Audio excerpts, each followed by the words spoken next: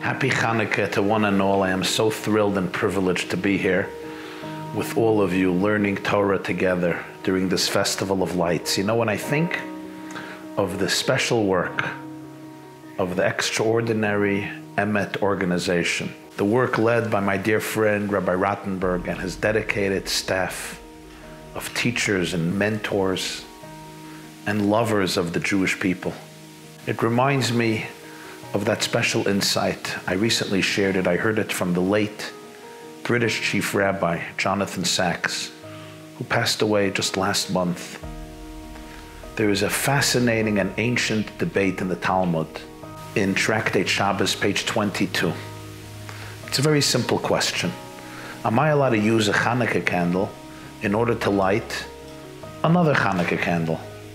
Now, usually we use the shamash. We take a foreign candle, a stranger, and we use that to kindle all of the flames. But what happens if I don't have a shamash? Can I use one Hanukkah candle that's burning to light the other candles?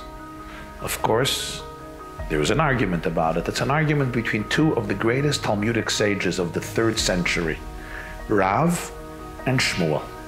Rav says, Ein madlikin min ner l'ner. You're not allowed to use one Hanukkah candle to light other candles. Shmuel says, it's permissible, it's fine. The logic, Rav says, akhushe mitzvah. If I use an existing Hanukkah candle to light another candle, I may be diminishing of the first candle. Some of the oil can spill, some of the wax can get lost. You're diminishing the first flame, the Hanukkah mitzvah flame. That's inappropriate. Shmuel disagrees. He says it's fine. But what is the logic behind Shmuel? Why doesn't he agree with Rav? What is more, there's a very interesting Talmudic principle that in most issues of Jewish law, when there was a debate between Rav and Shmuel, the verdict follows the position of Rav. There are 3 exceptions. One of them is Hanukkah. Jewish law dictates that in this case, the verdict follows Shmuel. Jewish law says you could use a Hanukkah flame to light another flame. Why? The understanding of this ancient Talmudic debate can be clearly seen in today's Jewish world. Take 2 Jews. They are both burning. They are both on fire. Both of their Jewish flames are lit. They are deeply passionate about Judaism, committed to Jewish faith, inspired by their religion. But they have 2 different views. The first one says, I must look out for my own flame. You cannot ask of me to go light other flames that are unlit. You know why? Akhushe mitzvah. That may diminish my Judaism. That may weaken my connection with spirituality. That may ultimately diminish my holiness. I must remain in my own cocoon to look after my own light and the light of the people who are very close to me. Now, Rav was a great spiritual giant, but Jewish law, in this case, embraced the vision of Shmuel. And you know what Shmuel says? Shmuel says, when you take your light and you use it to set another Jewish soul on fire, your flame doesn't get diminished. Your flame grows stronger and stronger. When you dedicate time and space and energy to ignite the soul of other people, to inspire their hearts, to broaden their Jewish horizons, to inculcate them with a deeper sense of purpose, meaning, love, hope, to make them appreciate the infinite, priceless value of their heritage, their faith, and their own inner reservoirs of spirituality, your light doesn't get diminished. Your light continues to grow and grow. From 1 comes 2, and from 2 comes 4, and from 4 comes 8, until we flood the entire world with light. I think this is one of the greatest commentaries for the special work of Emet. People, women and men, dedicated to ignite other flames, realizing that our greatest power lay when we care for each other, when we're connected with each other, when we reach out to each other. And when if I have a flame burning in my soul, I do not want to only keep it in my home and in my soul. Rather, I want to utilize it to illuminate and to inspire others. Every Hanukkah, I'm always inspired by that picture I saw a number of years ago. It made me so curious. And then I had the privilege of having created a relationship and correspondence with the grandchild of the person who took the photo. It's a photo that is surreal, it's unusual. When I saw it the first time, I was shocked. Take a look.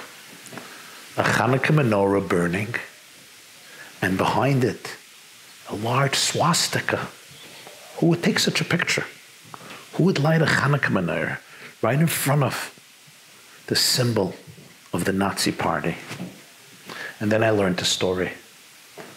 The photo was taken in Kiel, Germany, on the 8th night of Hanukkah, 1932. The rabbi of Kiel, Germany was a man named Rabbi Akiva Baruch Posner. He was getting ready to light the menorah, the 8th night of Hanukkah, in which we light all the 8 candles, and it happened to coincide with Shabbat. So of course, the home is more rushed because you got to get the candles lit and you have to get the Shabbos candles lit. So it was moments before sunset of Friday afternoon, Kiel, Germany, Hanukkah 1932. Rabbi Posner set up the menorah on his windowsill as he lit all of the 8 candles across the street with the headquarters of the Gestapo, the large Nazi swastika. So in the background of the menorah, you have this draped flag of the Nazi party. Rachel Posner, Rebbetzin Posner, the wife of Rabbi Akiva Baruch Posner, is getting ready for Shabbos, but she observes how surreal this scene is. In the background, the swastika, and on the windowsill of her home, the Hanukkah candles. And she decides she must immortalize this moment. And she goes and she fetches her camera and she takes a photograph. This is the photograph you're seeing. When she prints the photograph, she writes something on the other side of the picture in German. This is what she writes. I'll translate it into English. Judah will die. Thus says the flag. Judah will live forever. Thus say the Hanukkah lights. Little did she realize how powerful, how tragically accurate her words would be. The Posner family managed to escape Germany in 1934.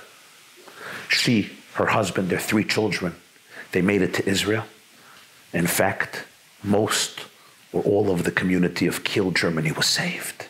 But over the next 10 years, the flame of the Jewish people would come so close to being extinguished. Yes, death to the Jews, that flag exclaimed and tried to execute over the next decade. Remember, only a little while later, after this photograph was taken, Adolf Hitler, Yamach Shemai, January 1933, was elected as the Führer, as the Chancellor of Germany.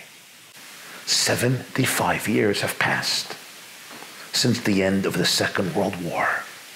That flag that exclaimed, "Death to the Jews," thank God, has been removed from the consciousness of history, besides in the minds of some deranged and dangerous anti-Semites who still yearn and crave for our destruction.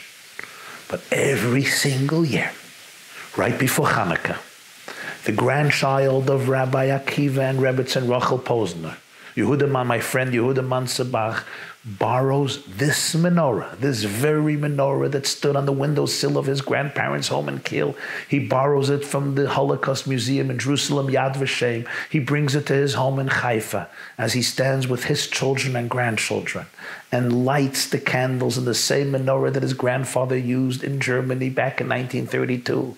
And as they sing the beautiful songs of Hanukkah, Ma'ozer Yeshuati, he shows the entire family the picture that his grandmother took so many years ago and what she wrote on the other side of that photograph. And he asks them the question we must all ask ourselves, who was right? Death to the Jews, thus the flag says. Judah will die, thus the flag says. Judah will live forever, thus the lights say. And indeed, during the original Hanukkah, the flame of Judaism, the flame of the Jewish people came so close to being extinguished. The Hashmonaim rose up in a guerrilla war, which was super rational. It didn't make sense. But they fought, and they defeated the Greeks. And it wasn't only the Syrian Greeks they had to defeat. This was sadly a war among the Jewish people themselves. Most of the Jews were Hellenized. Most of the Jews at the time embraced the decrees of Antiochus. And even though he tortured mothers who circumcised their children, who gave their children a bris, he barbarically mutilated and murdered Jews who had the audacity to violate his commandments prohibiting all practices of Judaism at the pain of death. Jews assisted him in erecting a statue of Zeus in the temple and sacrificing pigs to pagan gods in the Beit HaMikdash, in the Holy Temple. Sadly, Jews looked the other way when he took Hannah and her 7 children and murdered them because they refused to bow down to idolatry. Nonetheless, so many Jews were enthralled by what seemed like as progress and open-mindedness and the Greek focus on human power and prowess, the human body, the greatest athlete, and the human mind, the great philosopher. These were the crowns of creation. For the Jews, for so many Jews, this seemed so enthralling. This was the future. And they were hypnotized by that vision, even if it meant bidding farewell to their deepest values, to their deepest faith, to their God, to their ancestors, to their history, to their own deepest truths. But there was a small group, a small band of Hashmonaim who understood that goodness can be eclipsed but never obliterated. That the inner jug of oil, that little jug of oil, will remain eternal. They understood that goodness, holiness, divinity, infinity, morality, Torah, mitzvahs may be threatened. And the challenges may be daunting, but the flame of hope is never extinguished. Truth will ultimately prevail. Reality will ultimately prevail.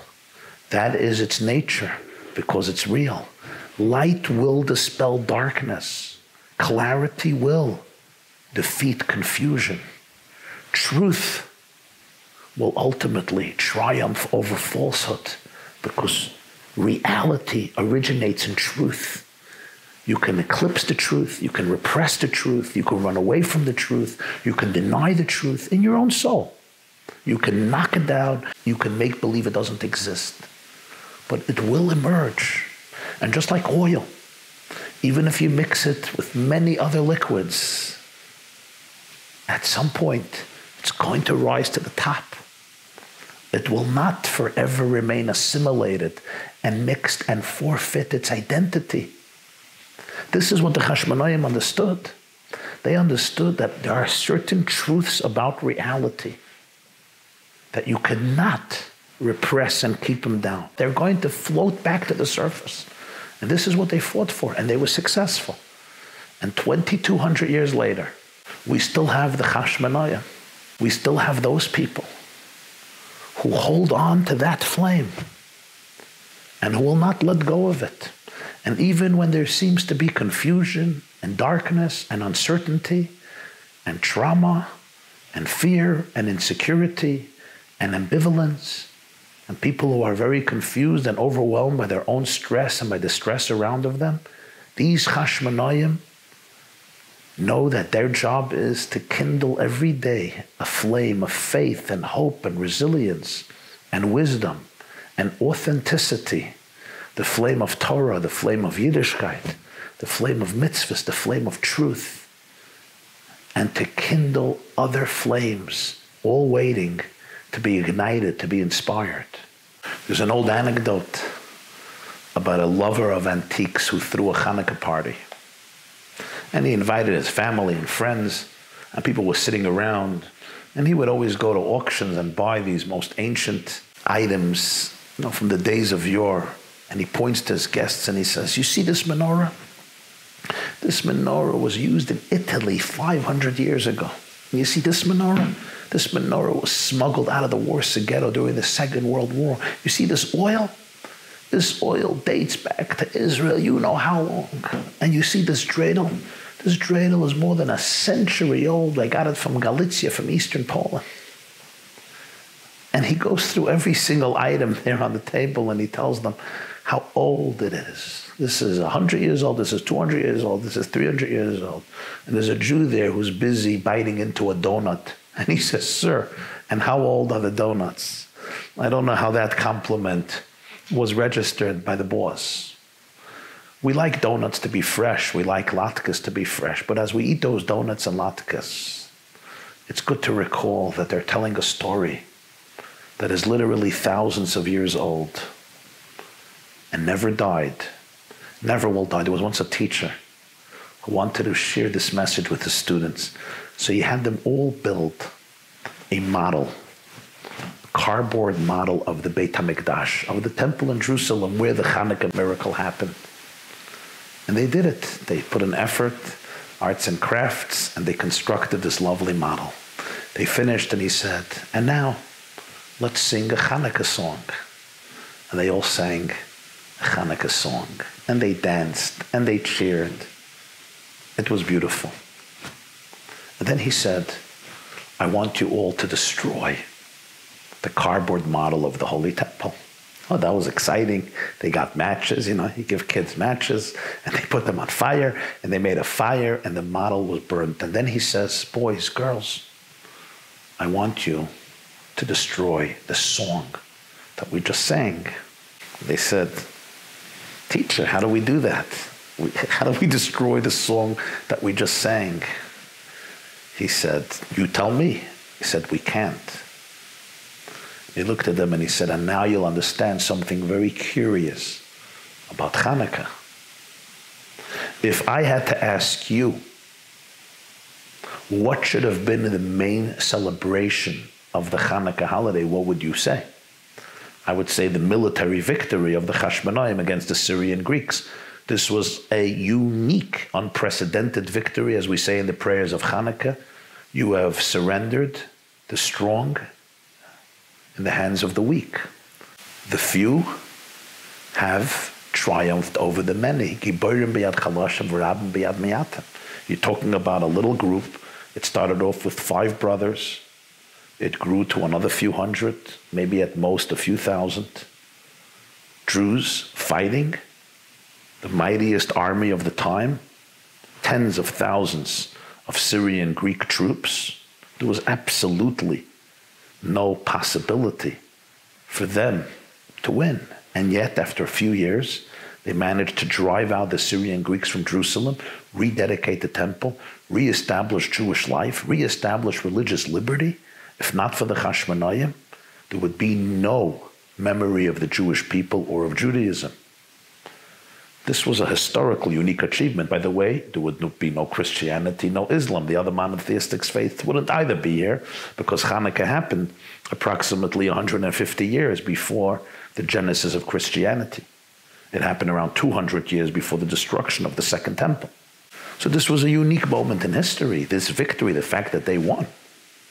And yet, the Talmud chooses to focus on one individual detail, which even though it was miraculous and inspiring, doesn't seem to be so consequential and so important. And that is that they wanted to light the menorah, and they only had oil for one night, and the oil lasted for 8 nights, and therefore we celebrate Hanukkah by lighting the menorah for 8 nights. 1 second, but even if that miracle wouldn't have happened and the menorah would not burn for 8 nights, the victory would have still been extraordinary. In fact, if you look at the book of the Maccabees, which records the Hanukkah history, that is the main focus of the holiday, the victory of the Hashmonai family against the Syrian Greeks' troops and the establishment of religious liberty.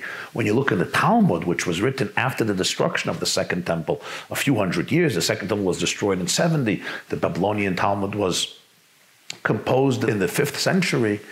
There the focus is very different. The Talmud in Tractate Shabbos, page 21b, says, my Hanukkah, why do we celebrate Hanukkah? Because when the Hashmonaim defeated the Greeks and they came to the temple, they couldn't find any oil, and they found 1 jug of oil, and it burned for 8 days. Why did that become the focus of the story? The teacher explained to his students, you see, look what you just did. The cardboard model of the temple, you burnt. You can destroy it. The song, you could not obliterate. The military victory of Hanukkah could be reversed. It was reversed. 100 years after the Hashmonaim came into power, ultimately, there was strife and civil war and terrible contention and discord. And then Rome ultimately took over Judea, and this led to the destruction of the Second Temple and the long exile of the Jewish people subsequent to that. So if Hanukkah would have just been based on the fact, we won the war, we liberated Jerusalem, now let's go eat, let's go celebrate, the holiday of Hanukkah would have come to an end when the Jewish people lost the war, were defeated, were exiled, were dispersed. There was no temple anymore, there was no menorah, and yet Hanukkah persisted. Why? And that's where the Talmud tells us the military victory is tremendous, and we're so grateful for it. And we thank God for it every Hanukkah. It was an incredible moment. But you know what the real achievement of Hanukkah was? It managed to ignite the flame in the human heart. It managed to rekindle the spark of hope and faith and resilience and commitment in the Jewish soul. It managed to inspire the Jewish people to accept upon themselves once again their covenant with the creator of the world, to change the world, to light up the world with the flame of morality, with the flame of values, with the flame of truth, with our commitment to education, to love, to charity, to faith, to transforming the landscape of planet Earth, l'sakin olam b'malchus shin daled yud, to repair our world under the sovereignty of God, a commitment to build homes that are infused with joy, and infused with faith, and infused with holiness, and infused with idealism, and infused with the celebration of mitzvahs, of Yiddishkeit, and infused with the study of Torah, and infused with charity, and infused with prayer. That is what Hanukkah accomplished. And that could not be destroyed even when the flames burnt not just the model of the Holy Temple, but the Holy Temple itself. The song of the heart that Hanukkah ignited in the Jewish psyche continues to resonate in our souls more than 2,000 years later. And you know, friends, I think there is also a very personal message for each and every one of us tonight. And that is, in your life, in my life, we each have to choose whether I could become a source of light to light up others. It's so easy in our world to become victims. We just become victims of our circumstances, victims of our own inner wounds and scars and traumas, victims of our past, victims of our present, victims of our environment, victims of situations that may be challenging and difficult. And indeed, some of us have grown up with traumas that have wounded us deeply. Some of us do have to confront various ghosts and demons and skeletons. And yet Hanukkah teaches us something very powerful. And that is, at every single moment of my life, I can make a choice. Either I'm going to become a source of light or a source of darkness, a source of confusion or a source of clarity. Either I'm going to be part of the problem or I'm going to be part of the solution. There's no other choice. In life, every single day, you choose either you're part of the problem or you're part of the solution. Which part Which team do you want to be part of? There are problems everywhere. There are problems inside of me. There are problems outside of me. There are problems in our society, in our nation, in our world. But I can be part of the problem or I can be part of the solution. And Hanukkah tells me, become a menorah. When people see you in the store, in the supermarket, in the street, in the office, in the synagogue and school, in your workplace, in your home, they could look at you and see just a person who's looking for validation and love and attention like the rest of us. Or they could see you as a person, yes, who is looking for love and validation and attention, but also a person who is ready to be a source of love and a source of light and a source of inspiration. And don't say, I am different, I am messed up, I am not capable, I am already an old man, an old woman, I am incompetent, I am a nerd, I am a loser. You don't know who I am. You have that little jug of oil that could never be tarnished and contaminated. It remains unscathed and wholesome because it is rooted in divine infinity. And I'm going to finally share with you a lovely insight of one of the greatest Hasidic masters, known as the Sfas Emes. Sfas Emes was a Jew named Rabbi Yehuda Aryeh Leib Alter. He was the second Ger Rebbe, the second spiritual master of the Hasidic dynasty known as Ger. He passed away in the winter of 1905 in the city of Ger, not far from Warsaw in Poland. And in his commentary on Chumash, on Sfas Emes, on that story that is being read in the Jewish world during these weeks, during the time of Hanukkah, he has an extraordinary commentary on one of those fateful verses. You remember Joseph was sold by his brothers into slavery, and he ends up in the home of this man named Potiphar. He's so successful there. His master loves him, and he makes him really, the chief of staff running his entire estate. But then comes the next part of the story. Potiphar's wife, his master's wife, loves Joseph. Joseph is beautiful and handsome and attractive, and she tries to entice him and persuade him to engage in a promiscuous relationship. And Joseph refuses. And the Torah describes how she did not stop. Every single day she nudged him, she pleaded with him, she nagged him. She did whatever she can to persuade him to engage in this immoral relationship. The Torah describes one scene when Joseph refuses. He insists that he cannot do it, and he gives her an explanation. He tells her why he cannot possibly fulfill her desire. And he says, you have to understand, my master, your husband, doesn't know anything that's happening in this home. Everything that's happening in this home, he has surrendered to my control. I am the sole boss here. He has given me the authority over everything. Einenu gadol babayis hazeh mimeni. There is nobody in this estate who is greater than I am, who has more power than I am. There's only one thing that he did not allow me to lay my hands on. There's only one thing I have no access to, and that is you, because you are his wife. How do you expect of me, how do you expect of me to engage in such an immoral, broken, and destructive act? And she doesn't stop. She continues, and ultimately she accuses him of violating her, and he's plunged into prison where he would remain for 12 years until he would be emancipated and ultimately become the prime minister of Egypt, and the rest is history, as they say. But let's focus on one element. He's building up this dramatic answer of why he can't sin. Now, it's wonderful words he's saying. He's saying basically, my boss trusts me. He's given me his home. He's entrusted me with his estate. He's entrusted me with his bank accounts. I'm the one who manages everything. Now you want me to take this trust and betray it. There's one thing he didn't give me, his wife. Okay, wonderful, wonderful argument. But one second. Let's say Joseph was just a simple slave who owned nothing in the house, who ran nothing in the house. Let's say he was just a regular guy. The real issue here is when a woman is married to a man, engaging in a relationship with this woman is a violation of one of the basic moral codes of civilization and society. Judaism known as one of the 7 Noahide laws. in which Adam was already commanded. V'davag bi'ishto v'lo ba'eshes chaveiro. The Talmud says in Sanhedrin.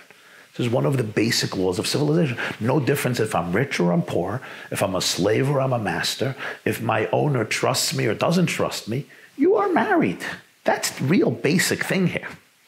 Joseph builds up this whole beautiful argument. I mean, it's just an extra argument. You're really betraying his trust. But even if he didn't, even if you were a stranger and he never trusted you with anything, you're not allowed to cheat with his spouse. Come on.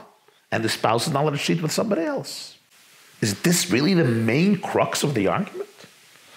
The Sfas Emes says something marvelous. He says Joseph was not only talking to her, he was also talking to himself. And he was not only referring to things on an earthly level, he was also referring to things on a much deeper level. When he says, my master knows nothing that is happening in this home, there's nobody greater in this home. He has given me everything. He has allowed me to do everything. Everything. He's given me such authority. But there's one thing that he asks of me. And what does he ask of me? He asks of me to be loyal to him, not to betray him. How can I betray him?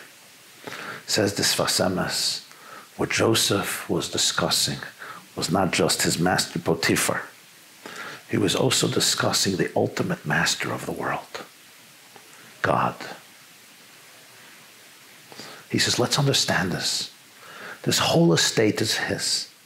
The whole world is his. Lashem Aretz Malaya. He runs everything. He runs everything. It's his home. It's his enterprise. It's his resources. I don't own anything.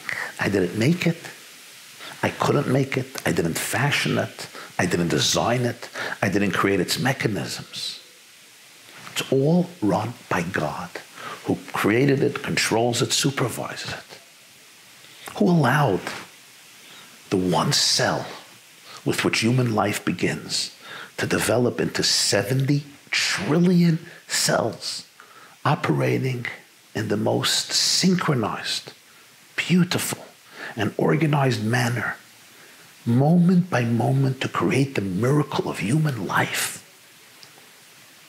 Who created the processes of photosynthesis in a tree, that unique ability to transform sunlight into glucose, and the other thousands and thousands of miracles of nature that allow you to take a seed, plant it into the earth, and between soil and oxygen and water and sunlight, suddenly I'm eating a plum and I'm eating watermelon and I'm eating a piece of challah or a piece of babka or a latke on Hanukkah or a donut on Hanukkah. Suddenly I'm eating a peach or a cucumber or a tomato or a potato.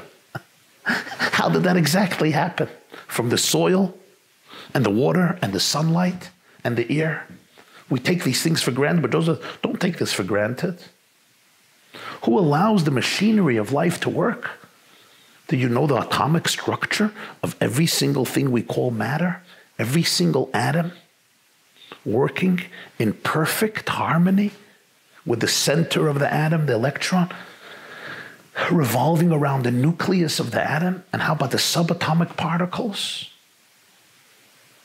And all of the atoms working together in perfect harmony. And you're dealing here with numbers that are beyond what the human mouth can articulate. Just the amount of atoms in one drop of water.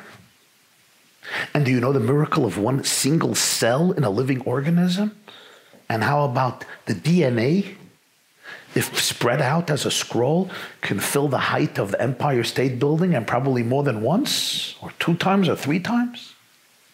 And the processes of lightning, which allows the nitrogen, which can't merge with the oxygen, to be absorbed in the rain and in the soil so it can become part of our diet, so it can produce amino acid. And the processes of the winds that allow the clouds to be scattered and dispersed, so that when the sun acts like a pump and draws the water upwards, And if there wouldn't be winds that would scatter the clouds, the water would fall right back into the oceans and the rest of earth would remain barren desert. And everything working in perfect symmetry and harmony to allow for life on our planet and to allow for the existence of the cosmos. And we can discuss this for approximately 90 years and still not scratch the surface of the magic that exists in one bee dance or in the productivity of a single ant, a flake of snow, a droplet of rain, a beating heart, a blade of grass, the largest or smallest galaxy or star. Joseph says, this is all his, and he does it all. Do I even know what's happening inside of me? Am I the one who commands hundreds of billions of white blood cells to act like a police force and survey and control my body 24 hours a day to stand guard against any foreign invader? And when there is a foreign invader, as a virus or bacteria, fungi, and infection, they come for an attack? Do I even know what's going on? Does anybody know what's going on? Who designed all of this? And who designed the 9 systems within my biological framework? Who? The respiratory system and the urinary system and digestive system, etc. Circulatory system? What about that heart pumping blood and how many highways and arteries? 60,000 miles. Joseph says, he does it. We take it for granted. But then, this God asks of me one thing. There's one arena in which God says, I will abstain. Hakol b'dei shamayim chutz miyiras shamayim. Everything is in the hands of heaven besides the fear of heaven. There's one arena of life where God says, it's up to you. You have to make moral choices. You're the one who has to choose whether you're going to be a source of light or a source of darkness, whether you're going to live a life aligned with your infinity or you're going to live a life aligned with your trauma. Are you going to live a life that expresses your truest, deepest self, your truest, deepest values as a chelik elokam mimal, as a soul that embodies the light of God? Or am I going to reduce myself to pettiness and smallness and surrender to mediocrity and allow anger, insecurity, fear, traumas, wounds, and deep struggles to overpower me and to ultimately dictate what I'm going to do? God, who owns everything, has given over this home, has given over this life to me. And he told me, I ask of you one thing. I'm giving you everything. I'm giving you a world that I created and it's at your disposal. I'm asking you one thing. Don't touch my wife. I'm asking you to abstain from that which is immoral, which is forbidden, even if it's tempting.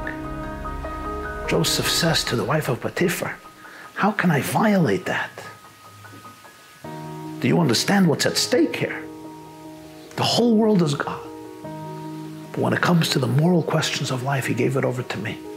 And he says, and I'm trusting you with this responsibility. This is what I need from you. I will do everything else, but this I need from you. You're the only one who can do it. I can't betray this. The stakes are too high. The responsibility is too deep. The grandeur is too profound. And the Sfas Emes says he's trying to convince her too. He hopes to help her understand. And he even adds that the sages say that she actually did it for the sake of heaven. She wanted to be with him for the sake of heaven. And he says maybe after this conversation, there was something in her that was triggered and she wanted to be with him because she realized how righteous she was, even though it didn't begin that way. And ultimately, he would end up being with her daughter. He would marry her daughter. So my deepest friends, at this time of Hanukkah, we recall that even though we don't master the world, we're not masters of the world, but we are the partners of God in repairing the world. We are the partners of God in the work of creation. We are empowered and invigorated to make a difference. Every single day you can choose to say, I will become a source of light, of love, of hope, of healing, of truth, of inspiration. Thank you. Happy Hanukkah.